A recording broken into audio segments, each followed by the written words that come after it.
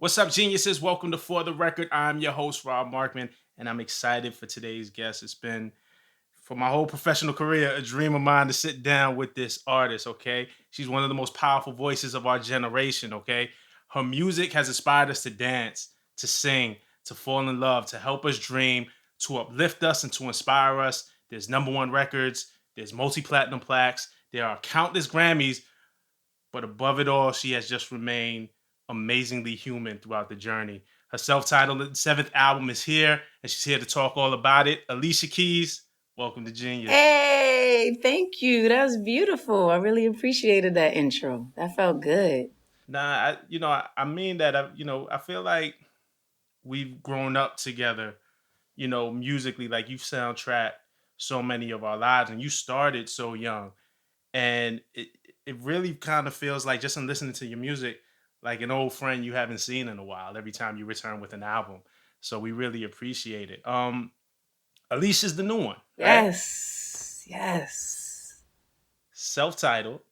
First question I had is, like, from Songs in A Minor to The Diary to As I Am, like Element of Freedom, they all felt deeply personal. Girl on Fire in Here feels like growth.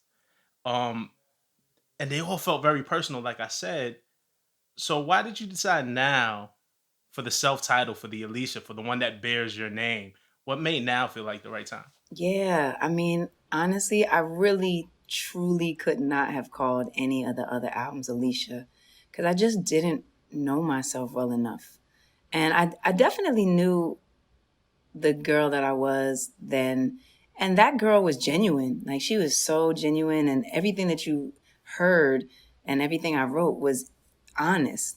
But I just didn't know the full me at that time for sure. And I just was not familiar until now. I've finally become familiar with myself in a way that's very, very, very accepting of all the pieces of it. And the thing is I think we all have so many sides of who we are.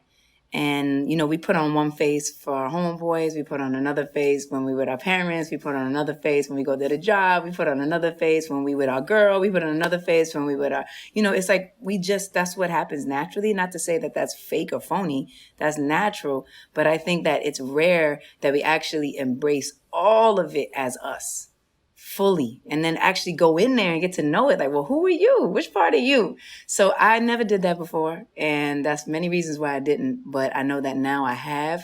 And I'm really doing that much more. And that's why this album can be called Alicia, because it really shows that. And it makes sense just looking at your year, right? You released your book this year. Mm. For Yes. myself, and Yes. I'd imagine that in the process of writing that book, you start digging up old memories, you start discovering things about yourself. How much did the book play into, in the process of actually book writing, play into the album and the recording? That's a really good question. I mean, I think if I think about it right, it was about the Here album that I actually started to confront myself in a way that I never had the balls to do before, just because of many things. And so the Here album was the one where I actually started to say, you know what? No compromise, no bending, no, oh, how can I make sure that the label's good with what I did? Oh, how can I make sure we got the radio joint that we need, that we're going to, no 32-week plan, no, none of it. None of the whole thing that all my life has gone along with the marketing of a thing, I was like, I don't care. I want to completely concentrate on what's happening around me and what I'm thinking about it and what I'm feeling about it. And I want to be that direct and that honest. And that was the first time that I ever explored music in that way. More from 100%. Don't get me wrong. I've always put my whole heart and energy into every song, but I kind of, I've always had a mixture of a artist brain and a business brain. I actually happen to be one of those people that can do both. I could do business and I can do art. And so I think part of that has been good. And another part of that sometimes has made me compromise in a way that I later realized I didn't want to do anymore. And so Here made me do that. And that's when I started recognizing things that I just never realized that just was honestly just pissing me off. I was just like, you know what I'm pissed off about? I'm sick of this shit. I'm sick of, like, why do we do this thing with boys where, if my son wants to get his nails painted, suddenly he's automatically gay? Like, I'm sick of that shit. I'm sick of that whole narrative and that whole conversation. And if he's not playing with like army guns and stuff, something's wrong with him. Sick of that. What else am I saying? I'm sick of this thing that I'm doing to myself where I'm actually like terrified to leave the house without being fully made up and fully ready to like be on the red carpet. What is that? What am I doing? I'm sick of that shit. I don't want to do that no more. So I think I just finally like cracked a ceiling or something that just was hovering over me. And I started realizing all these things. As a result of that, I found like a very honest space in me that I hadn't been face to face to before.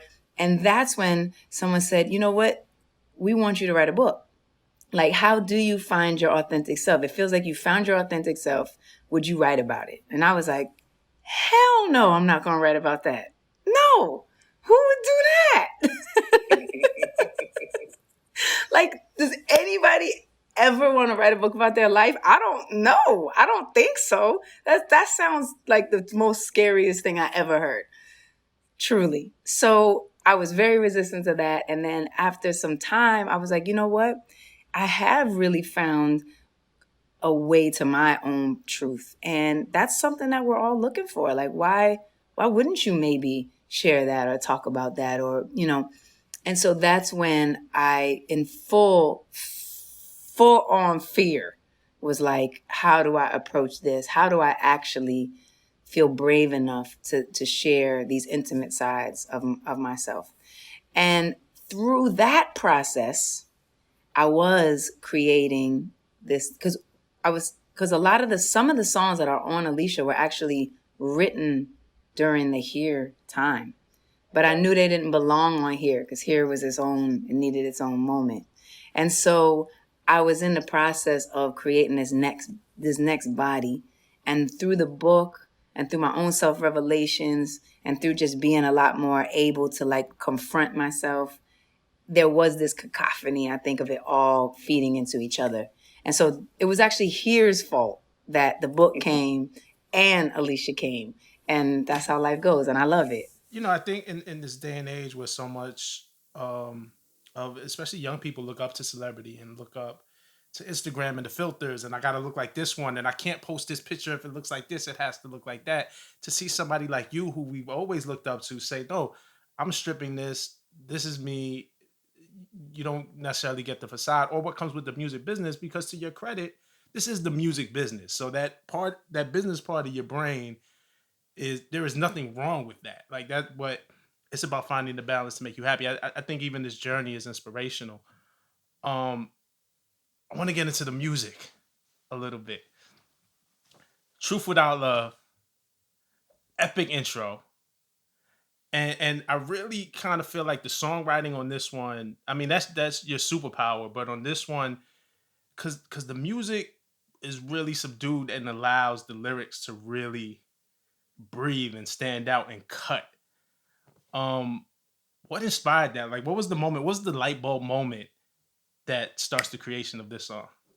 Truth Without Love is one of my favorite songs on the record because I don't even get to meet that side of myself that often. And to me, that side that Truth Without Love is just representing and speaking about is one that's actually very sure of myself, very sure of what I know, very sure that I know people are not always happy for me, very sure that people probably need to eat off of me. And so there's a lot of situations and choices made that might not be in my best interest or might be undercover.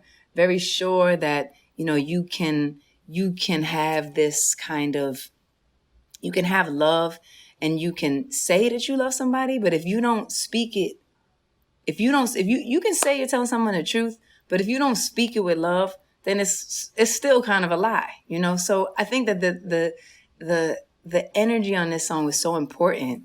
And this was actually the first time that I wrote with The Dream.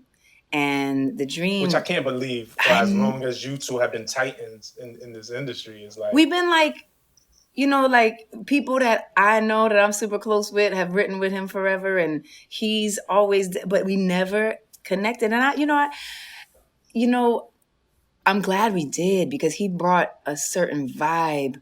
He opened a portal for me that I might not have known how to access, without him in the room. And that's why I think collaboration is like so powerful when it's genuine and pure and real. And you do find a way to, what I bring is what I bring, and then what he brings is what he brings, and it opens something that's different. So I feel like he actually was able. That's why I was able to capture that portion of me that is not often shared. And that's why I'm grateful for that song and for that collaboration, because it really created a world that had to start it off, because this is the part of me that I'm getting to know most intimately. This part that's more full of rage, more full of anger, more full of just 100%, no filter, So it's deep. So, yep, that's kind of where it was. But we were just in this space. We were talking. We were connecting. He was talking a lot with Swiss.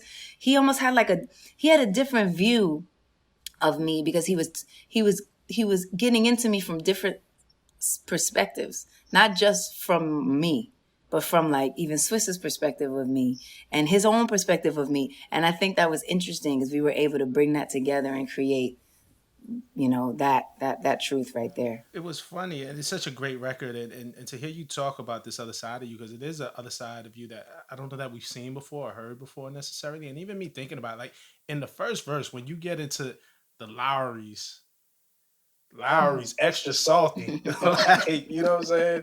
Um, it made me take a step back, and I'm like, and I know, of course, because we all got haters. There's all somebody, like, everybody is not going to like you, Right. but I'm like, who's hating on Alicia Keys? who Like, who what? made her say this? What they do to Right? her? Was it somebody specific? I think it's a mixture. It's a mixture of a particular personality that I probably just allowed in my space. A lot of the times, a lot of what you're experiencing, I feel, comes from what you're allowing in your space. And so I think that I allowed in my space a certain personality multiple times. This isn't just in multiple times. That was very overbearing, did kind of have their own plans. And because I tend to be an eternal kind of optimist, see the best in everybody, sometimes you can miss the fact that not everybody is out for you. Not everybody really wants the best for you. It's what it is. But that doesn't have to stop you, or that doesn't even have to harm you. But when you don't know it, it can harm you. And so I feel like that song really talks about me coming more into my clarity and my power of knowing it. And so you just can't get over on me, because I understand that. And that's cool. So, yeah. There was another moment of awakening on this album. My two favorite songs right now, is so early in time that evolves, right? But really, it's Truth Without Love and Me Time 7. Because I mean, that's the song. Is it Me Time 7 or Me X 7? I just want to know how you Me actually. Time 7. I say Me Me Time Time 7. 7. Yeah. Okay. Me personally, right? It's a song that speaks to me because I often struggle with putting myself first, a lot. And you have the lyric, "I care about you more than myself sometimes. Me. It needs to be about me." And first, like, how freeing was that just to sing, like, as a, you know what I mean? It As a lyric. feels so good to sing. And every time I sing it, it's almost like a mantra. It's like a reminder. It's like the ability to be comfortable with putting yourself first is very, very, takes a lot of bravery, and it takes a certain amount of confidence that most of us don't have. To be honest, we not, myself included. Trust me, I'm just finally getting to the place where I'm like, I finally started asking myself, what's in it for me? And I truly feel like that is a very important question to ask. There's nothing wrong with that. We're like taught that if we're not the martyr and constantly the extra benevolent one, we're somehow like going to be cursed and sent to some like dark dark, hellish place. You know, it's like, it's not true. It's not true. You are supposed to look out for yourself. You are supposed to care for yourself. You are supposed to make sure that you're good. And so this singing me times seven, this me, it make my head go like, I do like that because I feel like kind of like a 7-year-old, like on the street in front of the fire hydrant, that I'm like, I don't know about you, but it's about me. And I feel like that's okay. Like, what's wrong with that? So it feels so good to sing it. And it's taken a long time for me to get to that place. And the crazy part of what you just said is I had this whole conversation with one of the co-writer on that is a guy named Sick Pen, and he's fire. And I had a whole conversation with him about how important this was, because this was like, you know, if I've had my girl on fire, and I've had my woman's worth, and I had my superwoman, you know, this is that for this album. And how women need this song, like how we need this song as women to know that it's about me and it's okay to be about me. And he got so quiet, and I was like, you know, you feel me? And he was like, but why would you think I don't need that? And I was like, well, I feel like, honestly, as a woman, we need it more than men. And he was like, but I'm offended. Like, I don't feel, I feel like that's not fair. So it was so deep, because I kind of had this, you know, of course I have my experience. I'm speaking from my experience, but in a way, I had almost a stereotype in my head that women experience this feeling of overgiving more than men. And there's so many men that feel like they overgive and have trouble, you know, knowing when to stop too. And that was such an awakening for me, because I was like, man, so wow, you're right. Like, who am I to speak for a man? I'm not a man. How could I speak for somebody else and say like, oh, women need this more? Nah, people need this more. And so that was powerful. And so it's for all of us. No, and not to, and look, we know in this world, and I think men also have to stand up for women. We know, you know, I can't walk in your shoes, but when you listen to women, and you listen to your wives or your sisters or your cousins, or your girl friends who are friends talk, and you hear the experience, you're like, yo, women have it harder than men, and we have to change that. We have to level the playing field. But it just talks to your power, because even I think if you would have wrote it from a woman's perspective, there's still something to glean, because there's something about you, like I said in the intro, that has remained amazingly human throughout. So I mean, there's songs that you sing, like "Girl on Fire," like man, woman, however you choose to identify. How do you not get pumped Yeah, for that? that's true. That's true. And that's my favorite part about that song, actually, like seeing how every different person can just understand the spirit of that song. You know, that's the thing I think that's so amazing about songs. It's like they have a spirit, they have their own energy that they carry with them. So I love that. I feel you. Underdog is another one. How do you tap in? And you're getting into it. I think hearing you talk about having this breakthrough of knowing that it's okay to be like, it's all about me, and you know, you talked about confidence a little bit, but Underdog is this song again. When you talk about a human song, it's really for everybody. It's a triumphant song. It's kind of an anthem to break through for the people who don't always get a win. And I think it's very easy to look at Alicia Keys and say, well, you have all the success, you have the Grammys, you have your songs on the radio, you have the fame, you have everything that we want, or that we think we want. Um, and I wonder, like, how do you connect to that perspective? How are you able to tap into those underdog feelings, and despite the material world? Yeah, I mean, first of all, I've never been a material person. Like, that's just never moved me. That's never felt right to me. Ask my husband any day of the week. He's like, babe, why? I get you this nice thing. Why you gotta wear this tiny thing all the time when I got you this nice thing? And it's not that he doesn't want me to wear the little thing. He sees the greatness in me, and he wants it to be celebrated on every level. And me, I just like it quiet. I just like it simple. I just like it easy. That's what's been the funniest thing about me and him. He will be the one that'll have the ridiculous 720 McLaren that first just came out. It's like and me, I'm embarrassed. I don't feel comfortable. Just put me in something that I could put me in a Cadillac truck so I could ride around low. That's how I like it. So for me, I've always been like that. And that's how I've seen things. And that's how I've identified with things. And in fact, I've had to restructure my concept around it because I realize that it's slightly identifying with lack. Try to come with me here. This is a little bit tricky. I might be getting a little metaphysical, but when you're comfortable kind of having less, sometimes you're telling the universe you want less. Yeah. Right? Now there's a balance. There's a balance. But and look, I came up having not much at all. My mother is a single mother. She raised me. She was the main breadwinner. There wasn't anybody helping her. She had to work hundreds of hours a week in order to make rent, make bills. She had to leave me on my own in a crazy, in Hell's Kitchen with all the hookers, pimps, prostitutes, and drug dealers. We read the book. First of all, the opening to the book is like at 7 years old to have that view of riding through Hell's Kitchen and asking your mother why these women out here dressed like that.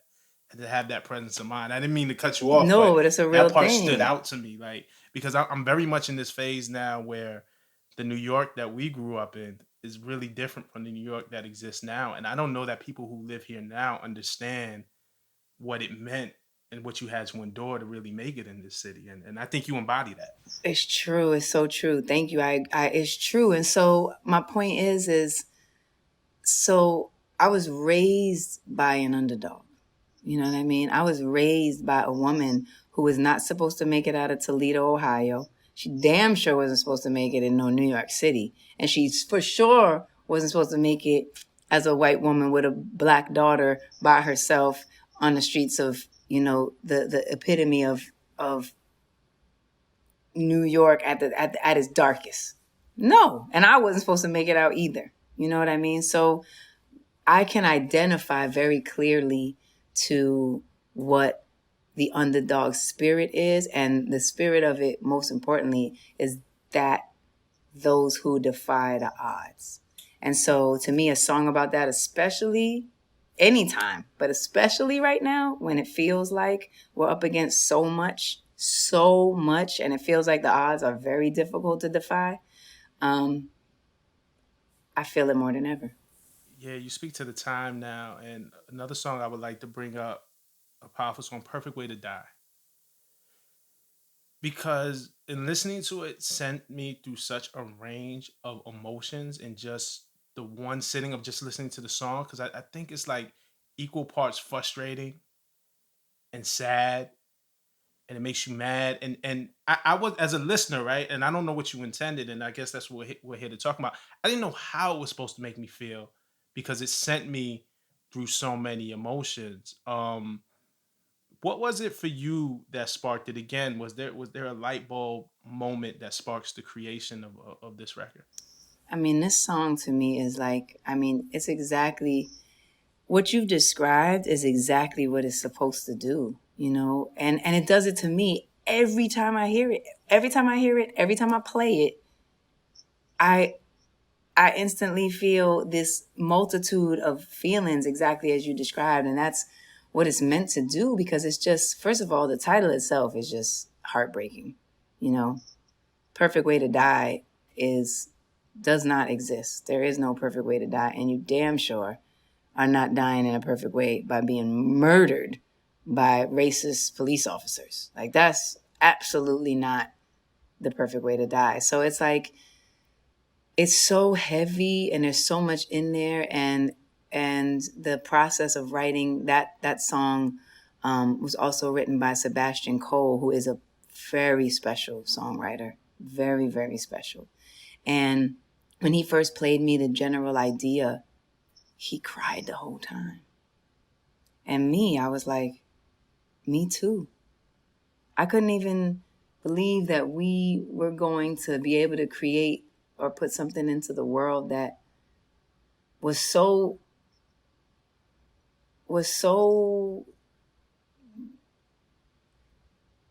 expected and timely and unfortunate and horrible, and we wish it would be different every day, and then every day comes and there's another victim, another person, another that we have to watch, and nothing happens.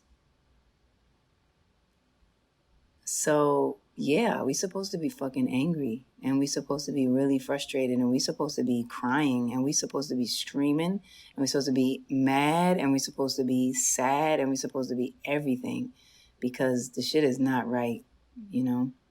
But the song is like such a powerful. It's such a powerful thing. And man, I still don't even know how to wrap my head around that song fully. Even when it comes on the album, I spend a lot of time putting it in the right place that it could properly like convey, be ready for people to be ready to receive it, you know, because I know it's a hard pill to swallow.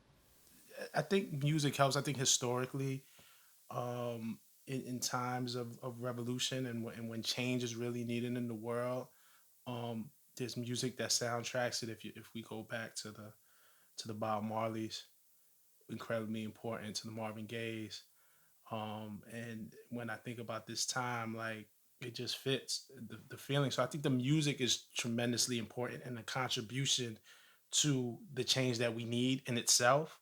But I just wanted to salute you because I'm really interested in seeing where you go.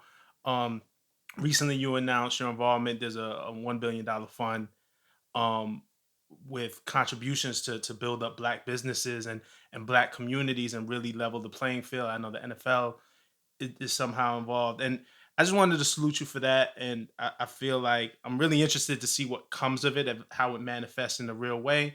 And it's like, oh wow, Alicia's not just singing about it. Like she's actually like doing the work. And I just didn't want that to be understated or that to be missed. You know what I mean? Thank you. I appreciate that, and I too am.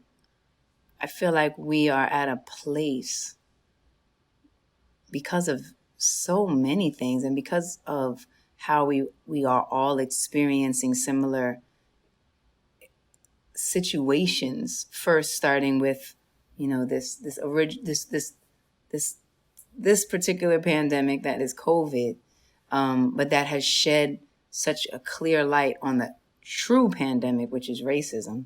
You know, is like we have been able to see so clearly underneath this rug, underneath this screen that's been constantly pulled in front of our eyes since the damn beginning of time, so that, you know,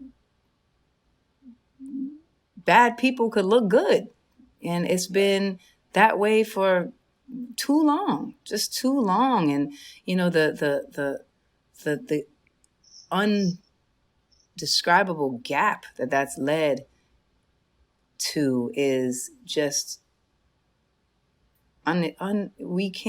we're not going to accept it anymore. And I even think that large businesses, corporations, and institutions are also finally ready to have these type of conversations where we recognize and they recognize that we have to show up.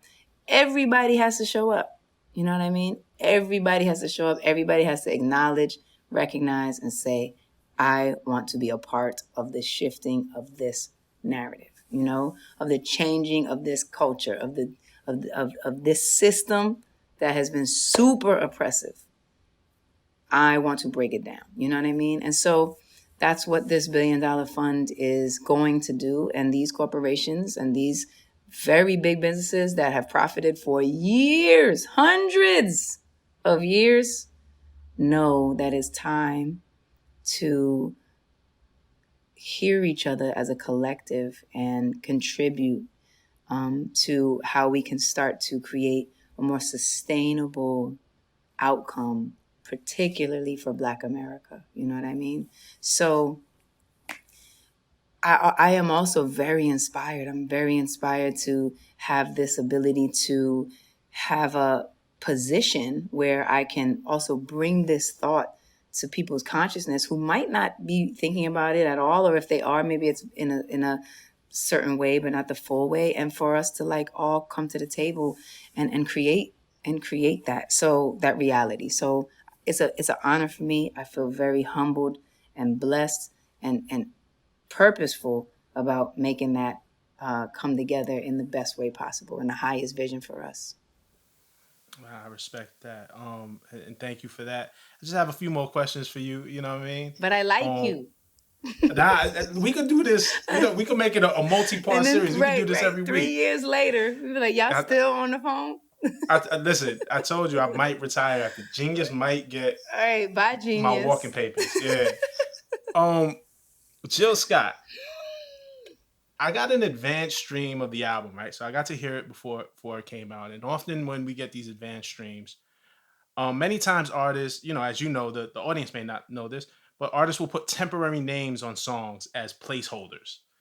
And so when I got to Jill Scott, I thought it was just a temporary name. I didn't think it was the name of the song. And when I start listening to it, I realized that this was way more than a collaboration and more so of a homage. And I'm of the hip hop generation. I'm a big rap fan. It kind of reminded me a little bit, not in construction, but maybe in spirit. I remember when Nas did a song, I think it was Street Disciple album. It was like the unauthorized biography of Rakim Ooh, or something like that. yes. You know what I'm saying? So Yes. when I heard Jill Scott and I had to run it back, I said, "Oh, I think I know what Alicia's doing." Right, right. What made you do this? What sparked Jill Scott, featuring Jill Scott, by the way? I know. I love, this is definitely one of my favorites. And as people are hearing it, it's one of the people's favorites too, which I super love so much. And, the energy of the song was so, it like has this jazzy element, this soul element, this feel good element, all these things. And so actually Swizz and I, we started like write these lyrics, and we started to write these things about, thinking about how rare it is for sometimes how much a woman feels good when her love is placed on display, when the love somebody has for her is put on display, like loud and clear. There's no confusion about it, like boom. And so we started writing about it and doing it in a fresh way. We had such a good time. We were laughing and things like, this is crazy. This is fun. We having a ball. I literally sang it on one mic, corner of the room, right by the piano, put a few things down, put a bass down, a moog down, popped on the mic, a handheld, sang the thing, oh, that's fun, and moved on. And then that night I was like, my engineer Aaron said, well, what are we calling it? And I said, after we had this moment, I was like, should I send this to Jill? And Swiss was like, yes, period, end of story. And I was like, all right, we'll call it Jill Scott so that I don't forget to send it to her and I won't forget, we can find it quick. So cool. And I had been, when Swiss and Tim started verses, obviously I've bared witness to the entire situation, which has been mind blowing. And when Erica and Jill did their verses, I was so fangirled out. You had to see me in the house. I couldn't even scream in every word. And afterwards, we called both of them and sent our love and congratulations. And I spoke to Jill and I said, Jill, how come we never did anything together? Like, how did that happen? She's like, I don't know, but look, let's connect. And I'm like, look, let's connect. So when I sent her the idea, I sent her this like fake I did this little Jill Scott impersonation on it. I was like, if you did something like this, like this, like this. And I straight impersonated her. And she was like, Alicia, what you put on is cute. We should keep it. I was like, no.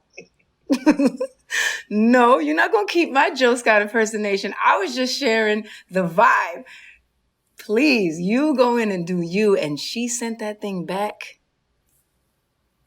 And I was like, this girl, she added, you'll notice the front has no additional background vocals. After she does her spoken word, there's all these extra vocals that come in. That's all her.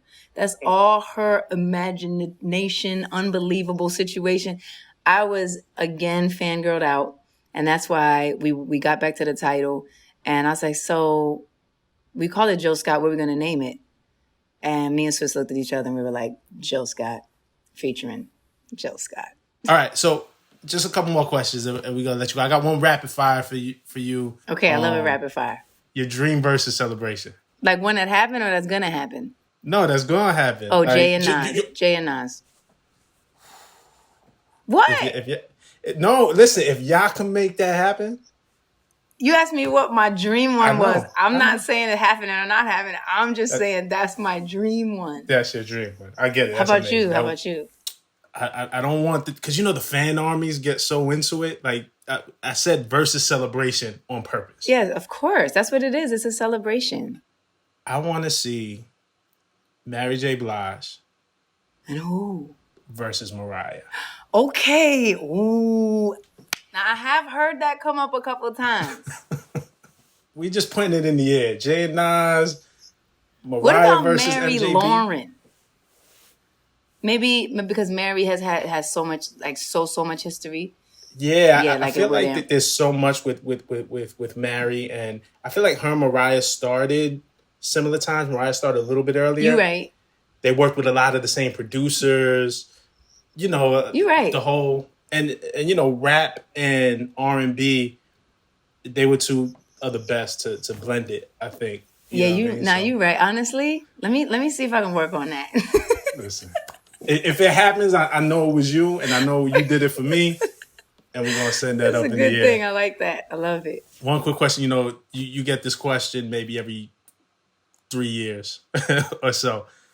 Are we just any closer to one day logging onto the internet, maybe logging on the title, and finding a Putting in the Love Song music video? I do get that at least every 3 years. The last person that just asked me that, honestly, now I think I need to locate it. I feel like enough time has passed that I could call B and we would both be on the phone and just be like, just fuck it. Let's just drop it. And I feel like we would both be cool with it. So what I first need to do is locate the archive and then make the call. Let's see how we do. That's what I'm saying. Fuck it. Drop it. Like, you know what I'm saying? It's good. It's been a minute. We straight. Last question I got for you. This is another. It's a fun one, but it's something that I've been wondering, and a lot of people on the internet have been wondering about one of your past collaborators, Yasin Bey, Mos Def. Word. You guys had did a video together. You Don't Know My Name, classic music video. Love it. Where he orders the special with the hot chocolate. Of course, he gets the milk and the hot chocolate because who wants hot chocolate with water? Nobody. Now, when you watch the video, the special is fried fish with yams and greens. And then the hot chocolate. What's up with Yasin's diet? Are we concerned about? That's a lot. It could be concerning, which happens. That was Pan Pan, and if you went into Pan Pan, right after that video, Pan Pan burned down. I couldn't believe that I had this video in this historic Harlem iconic location, and then it burned down. Like I couldn't even believe it. But you know what? I would be concerned if he's going to have fried fish, yams, and hot chocolate and milk. He might have to check his diabetes situation. We want to be good. And the collard greens too. I don't know, but we love Mos. We love Yasin, his music, his contributions are incredible. So incredible. Alicia, I just wanted to thank you for this moment and all of the moments that you've given us. The new album is fire. Like I'm telling you, it's human. Like it just feels like, it doesn't feel like I'm being sold something. It doesn't feel like I'm being marketed something. A lot of times music can be made to feel manufactured in that way. And it just feels like something that I could throw on and feel. Yes. Too. Happy, sad, triumphant, angry. And I thank you for that moment. And wow. Lastly, too, I always said I would tell you this story because I was already a fan. And what truly just seeing you live for the first time, I saw you on an MSG, wow, the Verizon Ladies First Tour, which was Missy, Beyoncé, and yourself. And so this was right after the Diary album, I believe. And I think you were playing the Diary song. And you had this routine where you would lay on the piano, but lay on your back and reach over and play it. And I remember being in the garden, and at that moment, everybody just being really excited. And usually in big tours and big stadiums, to get that level of excitement, you need the fireworks, you need the dancers on stage, you need the lights. And when I saw you do that with just the music and just the piano and your show womanship, it's a new word. um, I was a fan for life. I knew right away. I was just like, yo, you're amazing, and you always will be. So this has been a dream for me. Thank you. Thank you, man. Thank you so much. I love your energy. I appreciate the thoughtfulness and what you're giving to me. Thank you for your love. I feel it, and I definitely feel more connected than ever. And I don't know what that is, if it's a mixture with us having to be apart, that's making us be more appreciative of our connections, really, really respecting what it means to connect with people. It's a real thing, and I feel it right here, and I appreciate you, and I can't wait for the next 3-hour joint. Let's hit it. And I appreciate all of you who watch. You know what it is. For the record, we do this all the time. Please, let's have a discussion in the comments. I'm going to be in there. I'm going to talk about my favorite Alicia Keys songs and lyrics from this album, and I want to talk it out with y'all. So check me out in the comments, and we'll see you next time. This is For the Record. Peace.